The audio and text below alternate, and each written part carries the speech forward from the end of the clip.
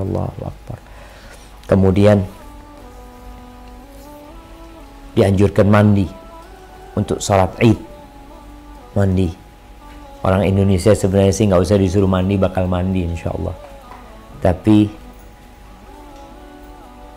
kalau di Arab sana jamaah, ya karena memang orang di sana nggak berkeringat ya, kondisinya kelembapannya rendah di sana, sehingga kadang-kala orang malas mandi.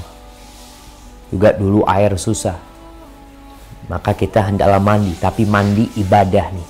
Apa yang membedakan mandi ibadah sama mandi budaya? Yang membedakan adalah niat. Dan kita tahu ada sunnah-sunnah ketika mandi ibadah tersebut. Baik mandi itu untuk sholat Jumat, mandi junub apalagi ya, dimana kita berwudu sebelumnya. Kemudian kita memulai dengan yang kanan, baru yang kiri, kemudian baru disiramkan kepada semuanya tubuh kita. Masya Allah, mandi ibadah kita, bukan mandi budaya. Mandi ibadah dengan niat, kemudian pakai baju yang terbaik, pakai parfum. Rasulullah SAW biasa pakai pakaian beliau yang terbaik, beliau pakai parfum. Kemudian bertakbir ketika berangkat sholat Id ya, karena sampai waktu sholat itu kita terus bertakbir. Kemudian usahakan, ini kita bicara sunnah ketika nggak PSBB, nggak COVID-19. Nabi SAW biasanya berangkat lewat satu jalur, beliau jalan kaki, pulangnya lewat jalur lain. Kalau bisa seperti itu. Di antara hikmahnya, ya engkau menebarkan salam kepada orang-orang, memperbanyak langkah, memperbanyak saksi buat dirimu bahwa engkau memang mengagungkan syiar-syiar Allah Azza wa Jalla. Kemudian anak-anak ya, perempuan yang datang bulan pun dianjurkan untuk hadir walaupun dia tidak sholat, dia menjauh dari tempat sholat. Kemudian laksanakan sholat Id. Sholat Id seperti yang biasa dilaksanakan walaupun di rumah, dilaksanakan dengan 7 takbir di awal, kemudian 5 takbir di rakaat kedua, jadi 2 rakaat sholatnya, takbiratul ihram, kemudian ditambah 7 takbir. Ada yang takbiratul ihram ditambah 6 takbir, jadi 7 takbir sama takbiratul ihram, dua-duanya boleh. Kemudian yang di kedua itu 5 takbiratul 5 tanpa takbir perpindahan, jadi 6 kalau sama takbir perpindahan. Adapun yang mau melaksanakan khutbah, silahkan, mamanya ketika selesai sholat ada tausiah sedikit dari orang tua atau dari keluarga yang memang sholatnya di rumah, tanpa itu pun nggak ada masalah.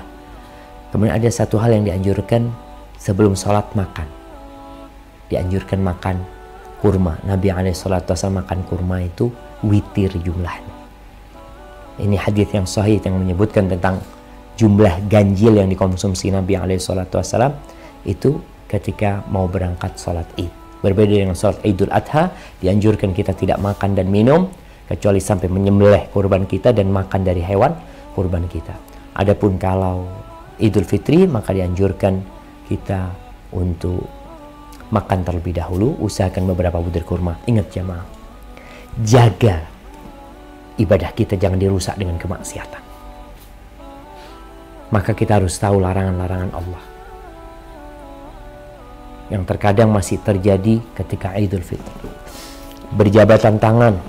Alhamdulillah sekarang dengan COVID-19 ini laki perempuan nggak berjabatan tangan dari jauh. Laki sama laki nggak berjabatan tangan. Kita tahu siapa mahram kita dan siapa yang bukan mahram kita. Yang bukan mahram kita, kita jangan berjabatan tangan. Cukup dengan lisan kita. Ucapkan kepada dia ucapan selamat Idul Fitri, taqabbalallah minna wa minkum minal aidin wal faizin, tanpa harus berjabatan tangan, apalagi cipika-cipiki. Hindarin yang seperti itu. Beribadah bukan berarti kita selesai dengan Ramadan. Terus beribadah. Salat duha yang biasa dikerjakan, kerjakan salat duha. Qobliyah, ba'diyah yang biasa dikerjakan selama Ramadan, terus dijaga. Dan jangan lupa untuk membayar zakatul fitr sebelum berangkat melaksanakan sholat. Ya, para ulama mengatakan tentang kapan zakat fitr dilaksanakan. Dalam pendapat Syafi'iyah ya dari awal Ramadan sudah boleh dibayarkan, tapi yang lebih afdal mungkin sehari 2 hari sebelum Idul Fitr kita bayarkan untuk menyempurnakan ibadah puasa kita. Hadza wallahu a'lam bishawab.